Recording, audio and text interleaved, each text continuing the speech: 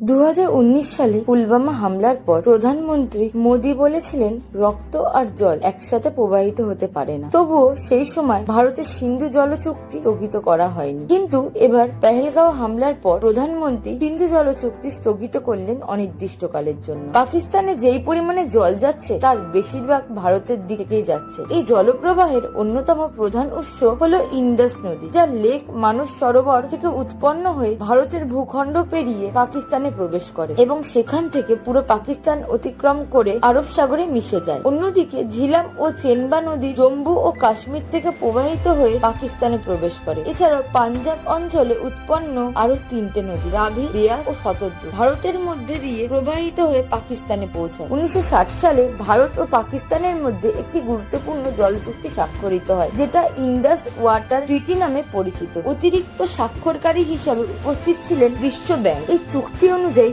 Indus, চেনবা ও ঝিলাম নদীর জল প্রবাহের অধিকার পাকিস্তানের হাতে থাকে, আর রাভি, বেয়াস ও শতদ্রু নদীর জল প্রবাহের অধিকার ভারতের হাতে। তবে যদি এই নদীগুলো জলবাহী ক্ষমতার দিকে নজর দিই, তাহলে দেখা যাবে ইন্ডাস, ঝিলাম ও চেনবা নদী মিলিয়ে প্রায় 80% জল বহন করে, যেখানে রাভি, বেয়াস ও শতদ্রু মাত্র 20% জল বহন করে। এই বৈষম্য কারণে এবং পাকিস্তানের পক্ষ থেকে বারবার শত্রুভাবাপন্ন কর্মকাণ্ডের জেরে ভারত সরকার ইন্ডাস ওয়াটার ট্রিটি স্থগিত করা হয়েছে এবং পাকিস্তানকে এই বিষয়ে আনুষ্ঠানিক নোটিশও পাঠিয়ে দিয়েছে। এই জলেই চলছে পাকিস্তানের 90% কৃষিকাজ, জলবিদ্যুৎ, সেচ, পানীয়